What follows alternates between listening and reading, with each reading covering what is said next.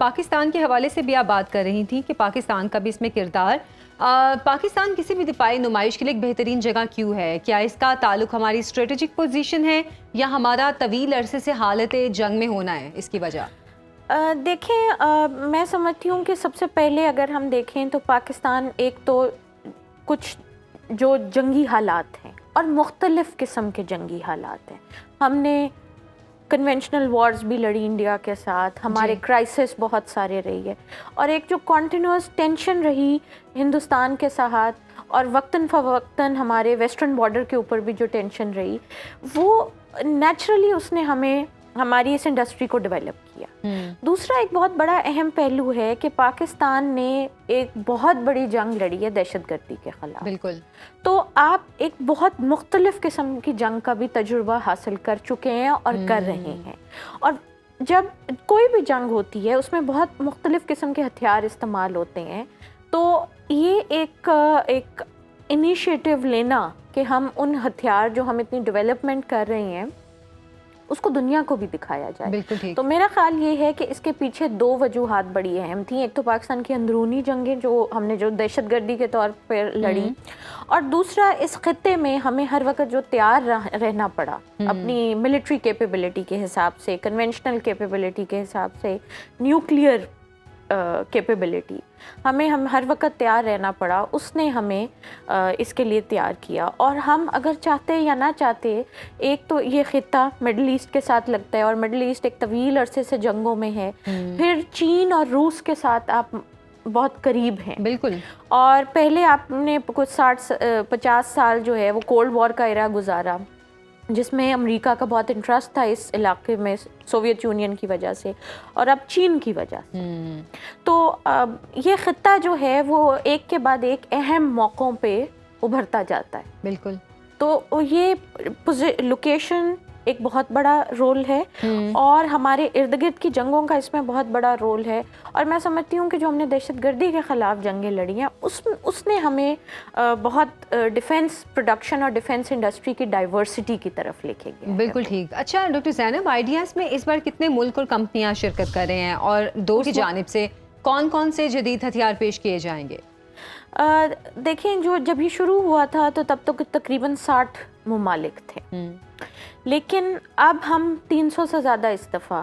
اس میں شامل ہو رہے ہیں آپ کے ممالک۔ اچھا، اس میں ایک بہت اہم پہلو یہ ہے کہ صرف ممالک شامل نہیں ہوتے ہیں، اس میں پرائیویٹ سیکٹر کے لوگ بھی بہت زیادہ شامل ہوتے ہیں، اور ایک بڑی اچھی ڈیولپمنٹ دیکھیں، دنیا جو ہے وہ پبلک پرائیویٹ پارٹنرشپ کی طرف جا رہی ہے ہر سیکٹر میں، اور کوئی بھی چیز جو ہے وہ اب آپ صرف پبلک سیکٹر کے اوپر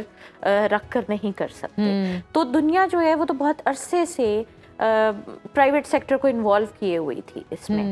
تو اور جب آپ پرائیویٹ سیکٹر کو انوالو کرتے ہیں تو نیچرلی اس میں آپ انویسٹمنٹ زیادہ آتی ہے، اور جب ایک بزنس کے طور پہ ہوتا ہے تو وہ اس کی ذمہ داریاں ہوتی ہیں کچھ اس کے ساتھ، تو پرائیویٹ سیکٹر کا اس میں آنا اور پوری دنیا سے 300 سے زیادہ لوگوں کا اس میں شامل ہونا، اور ایک سیمینار میں شامل ہونا اور ایگزیبیشن میں شامل ہونا، یہ ایک بہت بڑی بات ہے، اور اس میں پاکستان کے بے شمار دوست ممالک شامل ہیں جو کہ اپنی یہاں پہ آ کے اپنی نمائش کریں گے، اور پاکستان اور ان کی ساتھ پاکستان جو ہے وہ اپنی بھی نمائش کرے گا اپنے ویپنز کی۔ دیکھیں،